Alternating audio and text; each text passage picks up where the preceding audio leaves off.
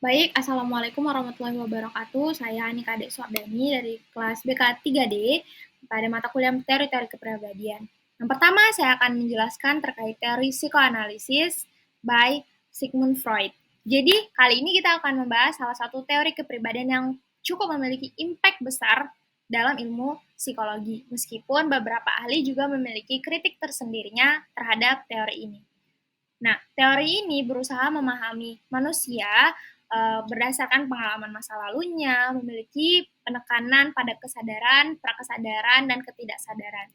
Serta teori ini menempatkan seks dan agresi menjadi salah satu pembahasan besarnya. Nah, mari kita berkenalan dengan tokoh yang mencetuskan teori ini.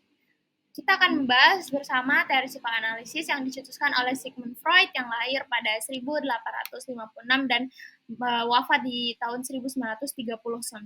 Sigmund Freud merupakan seorang pria berkebangsaan Austria yang awal perjalanannya ia banyak sekali melakukan eksperimen dengan menggunakan kokain. Hingga akhirnya ia dapat menghasilkan artikel atau karya-karya besar yang dibukukan yang berkaitan dengan eksperimennya tersebut. Dan salah satunya Interpretation of Dreams. Nah, jadi menurut Sigmund Freud, ia membagi konsep dasar kepribadian itu pada kesadaran, prakesadaran, dan bawah sadar. Jadi, kesadaran itu merupakan segala sensasi dan persepsi yang kita sadari pada saat ini. Nah, kalau bawah sadar itu berisi semua dorongan-dorongan intim yang tidak kita sadari, tapi ternyata berpengaruh terhadap perkataan kita, perasaan kita, maupun perilaku-perilaku kita. Nah, yang ketiga itu prasadar, di mana ini tuh berada di tengah-tengah alam sadar dan bawah sadar. Jadi pada level ini nih berisi pikiran yang berada di bawah sadar, tetapi bisa timbul dalam kesadaran seperti itu. Nah, seperti yang kita ketahui juga, teori ini mengenalkan 3 struktur kepribadian. Ada id, ego, dan superego, seperti yang kita ketahui. Nah, id ini sepenuhnya berada di alam bawah sadar kita. Jadi, ia berkaitan erat dengan prinsip-prinsip. Sedangkan ego itu satu-satunya yang berhubungan dengan alam sadar kita dan ia bertanggung jawab terhadap reality principle. Nah, yang ketiga itu ada superego. Jadi superego ini yang mewakili moralistik atau nilai-nilai yang tertanam dalam diri manusia itu atau idealistic principle dalam sebuah kepribadian seseorang. Gitu. Nah, jadi Freud ini mengatakan bahwa pada dasarnya manusia itu termotivasi untuk melakukan kesenangan atau melakukan sesuatu serta menurunkan ketegangan atau kecemasan itu dan dorongan-dorongan dasarnya dalam teori psikoanalisis ini disebut insting. Jadi insting itu terbagi 2 kategori, itu ada seks dan agresi. Nah, seks ini dorongan seks ini biasa istilahnya eros ya. Nah, kalau agresi ini distraksi atau thanatos seperti itu. Nah, Freud juga menempatkan dinamika kecemasan itu ada 3 jenis yang diperkenalkan, itu ada kecemasan neurosis, moral, dan realistis. Nah, untuk menekan kecemasan-kecemasan ini, dalam teori ini terdapat mekanisme pertahanan diri. Jadi, mekanisme pertahanan diri ini ada 6. Ada pembentukan reaksi, pengalihan, ada fiksasi juga, regresi, proyeksi, dan sublimasi. Jadi, ketika mekanisme pertahanan diri ini, tapi ketika mekanisme pertahanan ini dilakukan secara ekstrim dan berlebihan, nah ini akan mengarahkan pada perilaku neurotik seperti itu. Nah, jadi selanjutnya Freud ini percaya juga bahwasannya kepribadian seseorang ini sangat ditentukan atau dipengaruhi oleh 5 tahun pertama masa kanak-kanak. Jadi teori ini mengenalkan terdapat fase perkembangan psikoseksual. Itu ada 5 fase yang diperkenalkan oleh Freud. Yang pertama ada fase oral, fase anal, fase falik, dan fase laten, dan fase genital. Jadi Freud percaya bahwa pengalaman masa kanak-kanak ini sangat-sangat mempengaruhi dan membentuk kepribadian seseorang itu ketika dia dewasa nantinya. Terutama 5 tahun pertama kehidupannya. Jadi Teori fase perkembangan ini sering disebut dengan siklus seksual, di mana pada setiap tahapannya itu sangat dipengaruhi oleh apa? Oleh zona erogen tubuhnya. Dan pada setiap tahapannya akan ada konflik yang harus anak tersebut selesaikan sebelum ia masuk ke tahap berikutnya. Nah, yang pertama kita bahas terlebih dahulu ada fase oral. Jadi fase oral, fase yang bermula dari awal lahir hingga tahun kedua kehidupan. Jadi fokus kekuasaan ini berada di mulut, seperti menggigit, mengisap, menelan, gitu ya. Ada terdapat dua perilaku pada tahap ini yang cukup dominan. Yang pertama itu oral inkorporatif. Jadi oral inkorporatif ini hampir seperti menelan, gitu ya. Dan yang kedua itu statistik kefir. Jadi menggigit. Jadi bila bayi mengalami fiksasi pada masing-masing tahapan tersebut, dia akan mengembangkan suatu bentuk psikopatologis ya. Jadi yang kedua itu ada fase anal. Fase anal ini pada usia 18 bulan. Jadi ketika bayi itu mulai di toilet training oleh orang tuanya. Jadi Freud bilang bahwasannya hal yang memuaskan secara erotis sehingga adanya toilet training ini bisa membantu mereka itu mengerti bahwasannya buang air itu nggak bisa sembarangan karena waktu dan tempat itu diatur oleh orang tua mereka. Yang ketiga itu ada fase falik. Jadi fase falik ini 4 sampai 5 tahun di mana konflik itu berpindah dari anus ke genital. Jadi ini tahap terakhir dari pre-genital ya. Jadi tahap akhir. Jadi di fase ini tuh akan ada yang dinamanya Oedipus kompleks pada anak laki-laki dan Electra kompleks pada anak perempuan. Seperti itu. Nah, selanjutnya itu ada fase laten. Fase laten ini masa diam ya. Fase laten di mana anak itu mengalami masa diam pada perkembangannya, perkembangan psikoseksualnya. Kenapa? Karena anak-anak akan cenderung dia akan disibukkan oleh kegiatan sekolah ataupun aktivitas-aktivitas di luar bersama dengan teman-temannya. Jadi pada usia ini tiga struktur kepribadian tadi, ego dan super ego itu sudah mulai terbentuk ya, sudah mulai muncul, sudah cenderung terbentuk dan sudah mulai ada terhubungan seperti itu. Nah, yang terakhir Edo, ada fase genital atau fase pubertas. Jadi fase ini dimulai ketika awal pubertas, di mana pada tahap ini anak tersebut memiliki sedikit konflik dan tidak seintens sebelumnya. Jadi Freud itu tidak berfokus pada perkembangan setelah pubertas. Kenapa? Karena menurutnya perilaku ketika dewasa itu lebih ditentukan oleh masa kanak-kanak, mereka bersekolah. Jadi jadi kepribadian dewasa itu bukan setelah pubertas, seperti itu. Maka kenapa Freud itu sangat berfokus pada 5 tahun pertama fase pada anak-anak gitu ya. Nah, lalu bagaimana teori psikoanalisis ini memandang psikopatologi?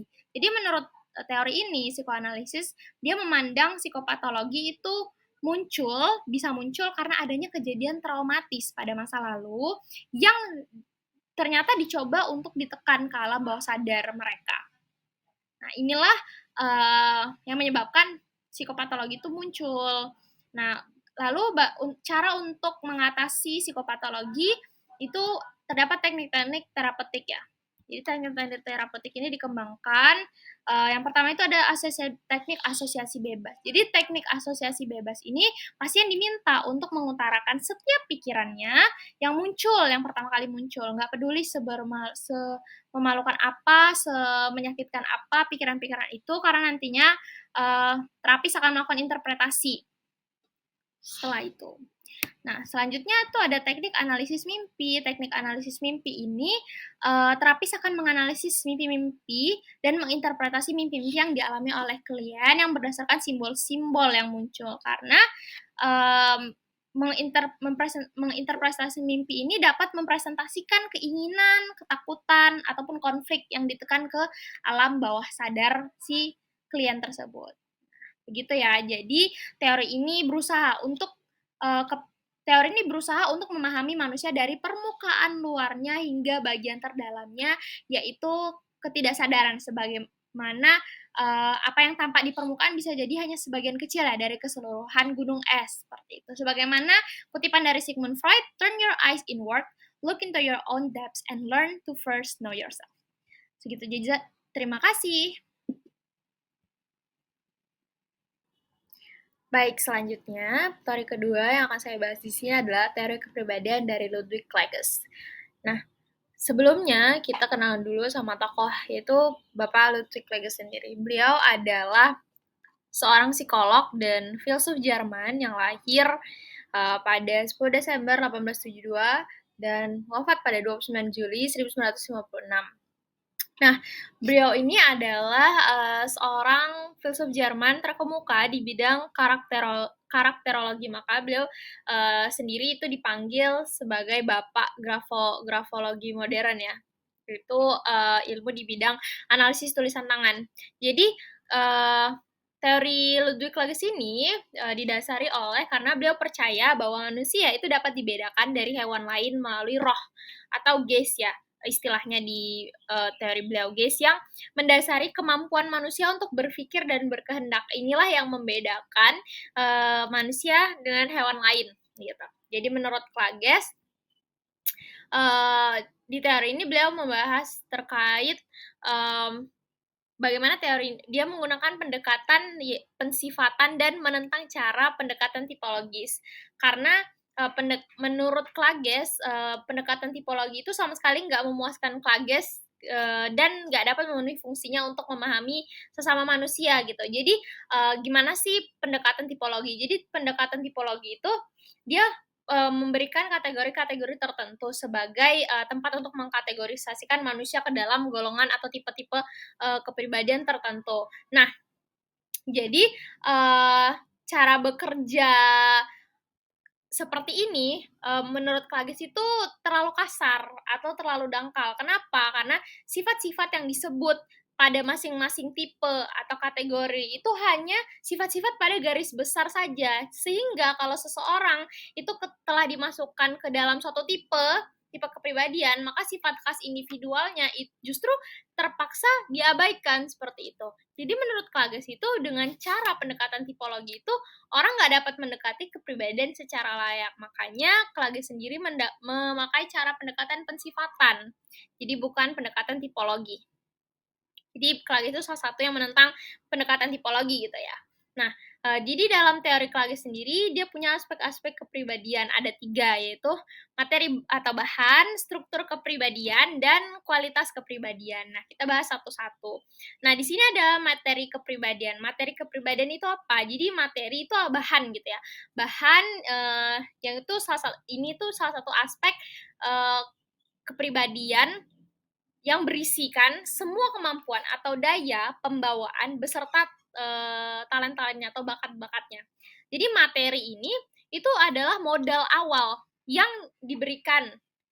Jadi kayak gifted gitulah dari Tuhan seperti itu oleh manusia. Jadi Klages itu membedakan antara ingatan dan mengenang kembali. Jadi kalau ingatan itu menurut Klages itu suatu kenyataan vital, daya untuk mengingat kembali kesan-kesan dan membanding-bandingkan kesan-kesan yang lama serta yang baru.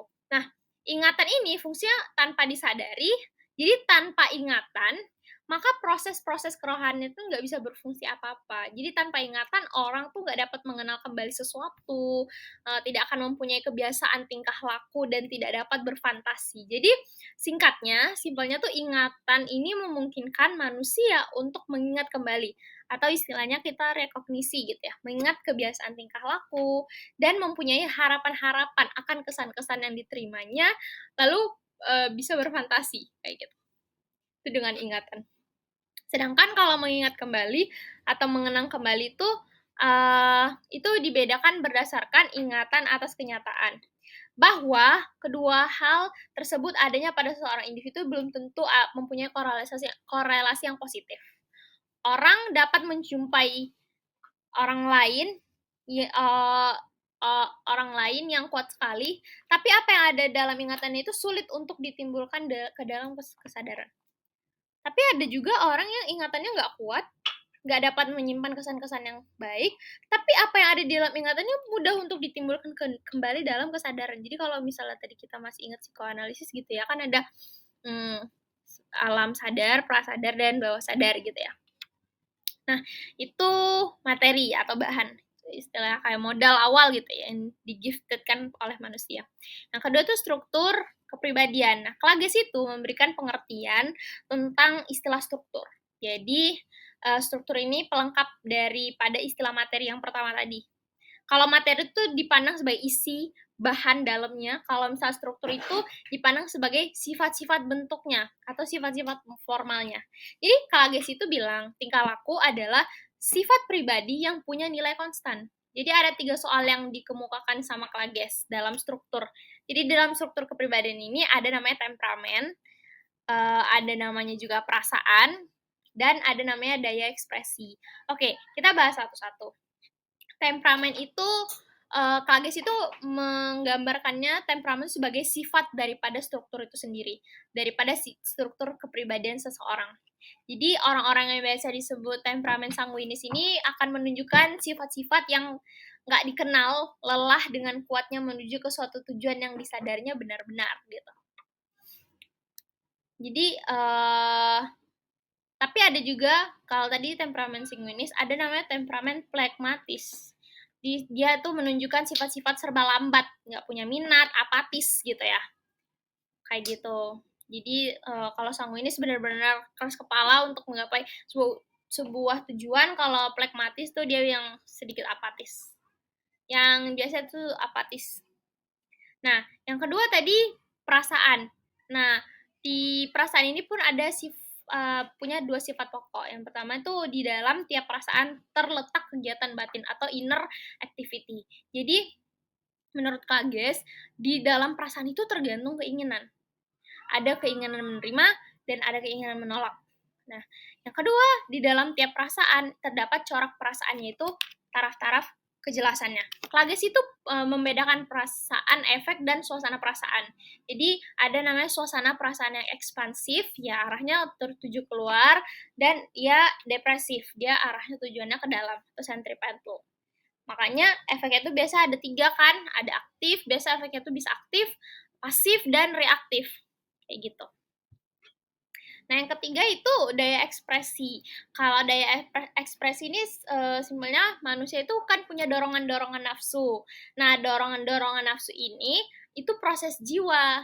Jadi dorongan-dorongan nafsu ini baru dapat disaksikan kalau kita tuh udah menampakkan diri dalam proses-proses jasmania. Misalnya kayak detak jantung, perubahan pernapasan, dan lain-lain gitu.